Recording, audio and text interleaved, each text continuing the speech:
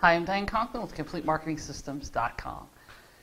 It's a big question that people have been asking me lately about this balance between how do I give people great content and great things for free that I don't charge them for and still have them come back to me to invest with me, to spend money with me, right? Because as a business owner, let's face it, that's how we make money. That's how we stay in business, is by people investing with us, by people paying for our coaching or paying for our information products or coming to our stores.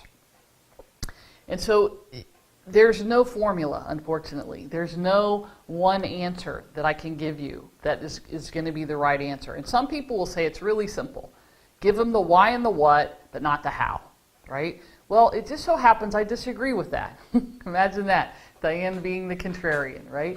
But here's the thing. If you don't give people a little bit of how when you're presenting, when you are talking to them, when you are on a teleseminar or a webinar, or even really in your sales copy, no matter how you're doing that, video or written or some other form, you have to give them some of the how, because otherwise the information that you're giving just feels empty. It feels like they wasted their time. So I'll give you an example. I was at an event, this has been several years ago now, and there was a question and answer period. And someone asked a question, and the answer essentially was, you have to come to the next seminar to get that answer. Well, you know, can I be blunt here? That's just crap.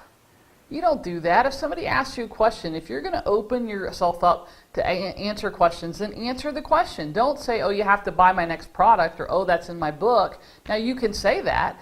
You can say something like, well, you know what, that's a really great question, and it would take me a long time to thoroughly answer that. So I'm going to tell you, here's the 3 things. And if you want a more thorough answer, we're going to be covering that to some degree in the book, or we're going to at the event, or it's covered to a large degree in my course called. But at least you gave them an answer. You didn't just blow them off. So there is a balance between how much do you give and how much do you hold back. Here's what I would tell you. We all have a tendency, especially when we first get started in the business, to over-teach, right? To give people so much because we want to teach. So you definitely want to talk about the why and the what. And you want to give them a little bit of how, but not so much how that they could actually go out and do step by step every single thing that you're teaching without them coming to you. So I'll give you another example. When I talk about direct mail, I talk about the advantages, why you should do it. I talk about postcards versus envelopes, different kinds of envelopes. I talk about all sorts of things.